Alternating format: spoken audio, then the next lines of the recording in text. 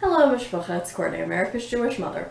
Welcome back to my channel. I'm here today to do my wrap-up and rankings for the books that I read in the month of April.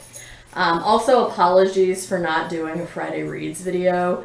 This past week, I'm currently in the throes of end-of-semester grading, so probably gonna miss some things on BookTube in the next week. Like, I probably won't be responding to comments quite as quickly as usual, and I'll probably be watching people's videos later than usual, so just FYI, it's end of semester grading time, and the struggle is real. So, anyway, so on with the wrap-up and ranking. So, I ended up reading 13 books in the month of April, which I was quite pleased with. So as usual, I will rank these in order from the book that I enjoyed the least to the book that I enjoyed the most. And with the ones that I have not yet wrapped up on my channel, I will linger and say a bit more about them than the other ones. So in last place for this month, unfortunately, is Claire G. Coleman's novel Terra Nullius. I read this for Aussie April and also for Scott and Nell of Gunpowder Fiction and Plots, Read Under the Bed book group. And it seemed to be generally the consensus of people who read it in the group that most people didn't like it, although Nell did like it. Yeah, for me, I appreciated what Coleman was trying to do, but I felt like the characters here were not well developed. There was no subtlety or nuance to the themes presented, and the plot relies too heavily on this plot twist that happens in a very M. Night Shyamalan-like fashion. So 2.5 stars. In 12th place was Khaled Mattawa's collection of poetry Tocqueville, which I gave 3 stars to. I did this as a buddy read with Jen of Remembered Reads. And for me, this book is a case of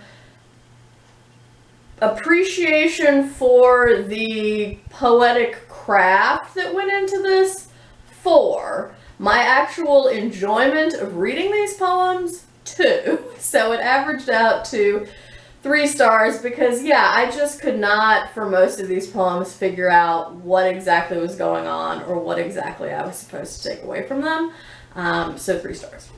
Number 11, I've already taken back to the library, but this was Lillian Hellman's play, Another Part of the Forest, which is a prequel to The Little Foxes, which I plan to read probably in June, I'm thinking. But anyway, this is a story of a corrupt family in Reconstruction era Alabama, and yeah, basically it's just a family drama where there are power struggles and secrets that come out eventually that you know, cause a lot of chaos and to do within the family.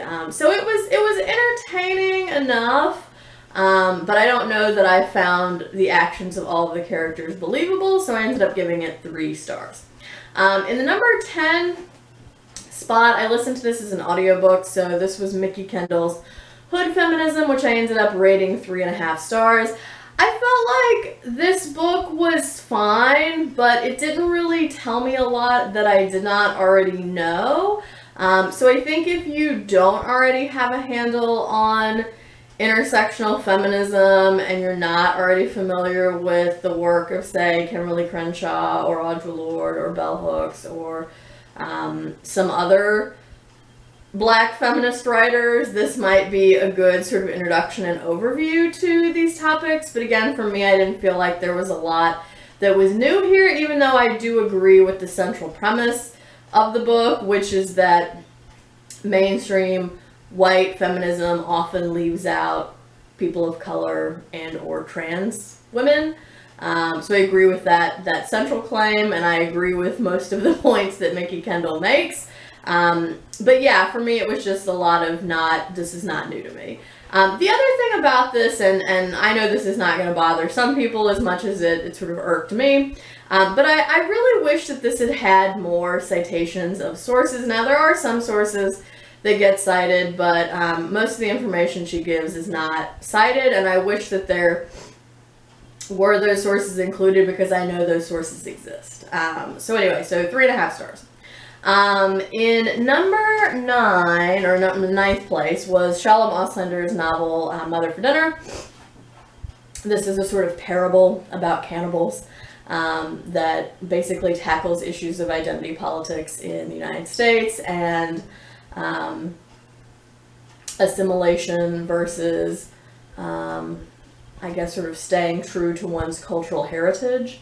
And yeah, it just sort of grapples with those issues in a very comedic and humorous way. But I ended up giving this 3.5 stars because for me it got quite repetitive, especially toward the end, and I didn't feel like Auslander really stuck the ending on this book. So 3.5 stars, even though it was funny and I was entertained and laughed out loud multiple times. Number 8 was Ijeoma Oluo's Mediocre. I listened to this. No, I did not listen to this. I read this as an ebook from the library, so I don't have it here to hold up.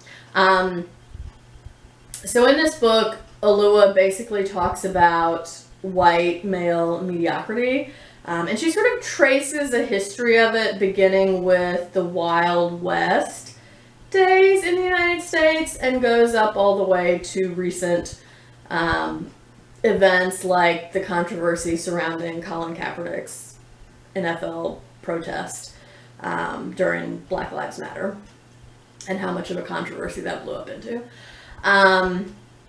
This was a really up and down reading experience for me. I felt like the second half of the book was, for me, stronger than the first half of the book.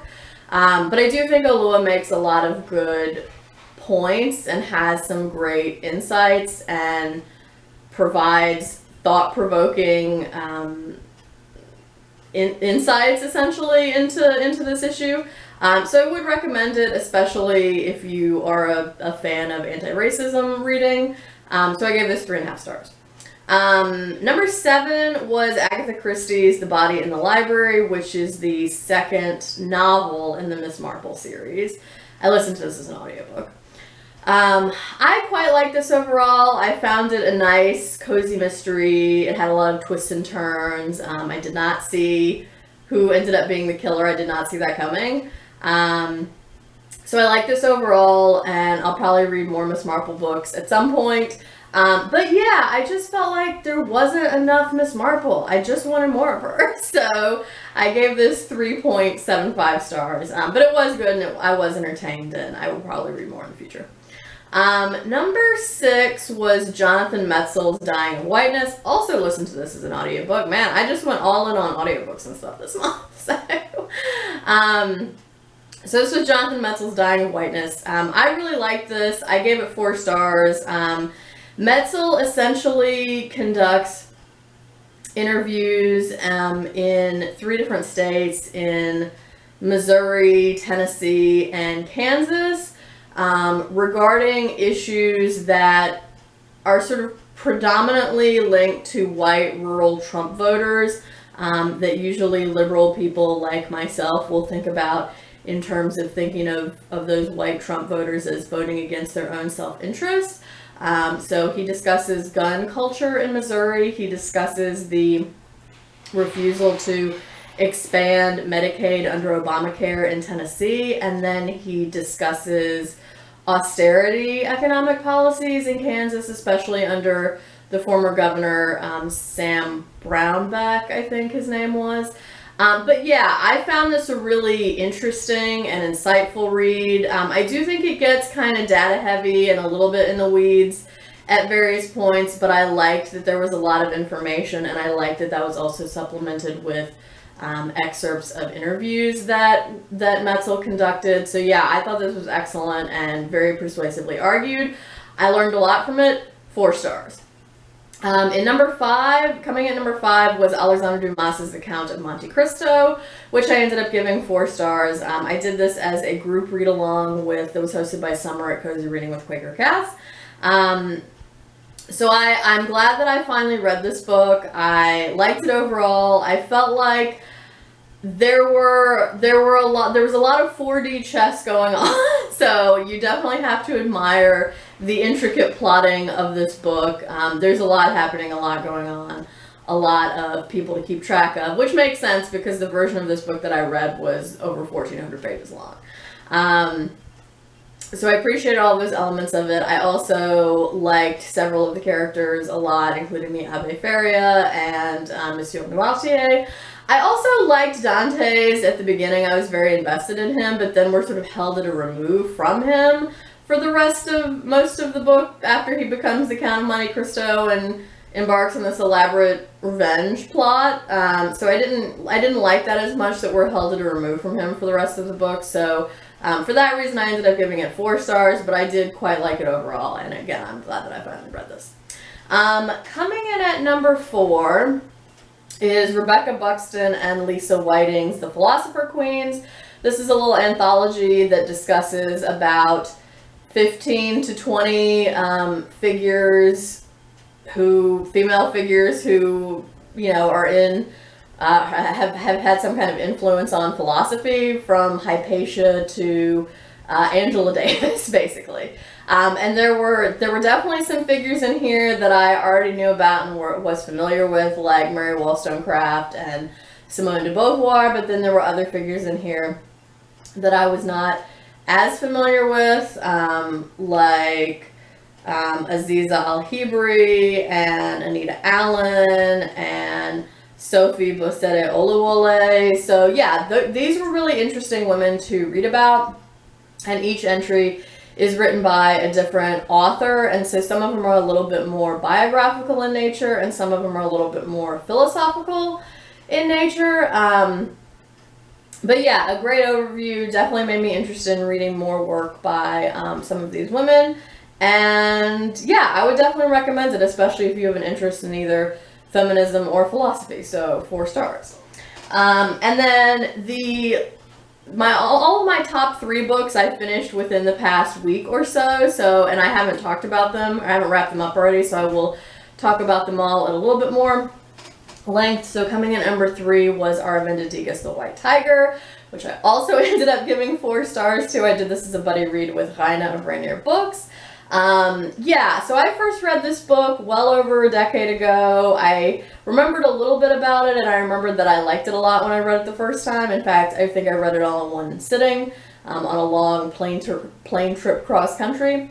And I have to say, it definitely held up for me, and I liked it just as well this time when I read it. So this tells the story of Ballroom Halwai, who is a charming, unreliable narrator. And he essentially writes the story of his life in letters to the premier of China.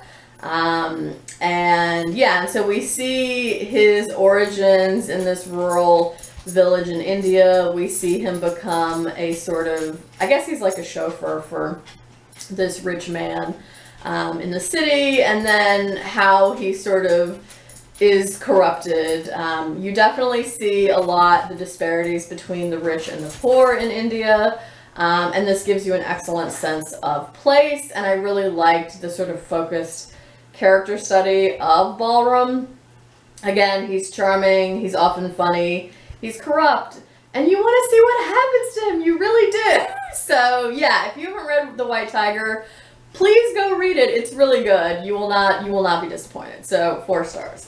Coming in at number 2 was Olga Tokarczuk's Drive Your Plow Over the Bones of the Dead, translated by Antonia Lloyd-Jones. I did this as a buddy read with Jenny of What's Bookin'. I loved this book. I loved how weird it was. It was so weird. Scott from Gunpowder Fiction and Plot, before I read this, described it as someone decided to write a Miss Marple book but took a bunch of acid first. And honestly, I think that's a pretty apt description. So this follows the main character of Janina, who lives in a remote Polish village and makes no secret about the fact that she likes animals more than she likes people. Relatable. She also will sometimes help her friend to translate the poetry of William Blake into Polish, and in fact the title is a reference to a line from William Blake, in case you were wondering, because I didn't know that either before I read this book.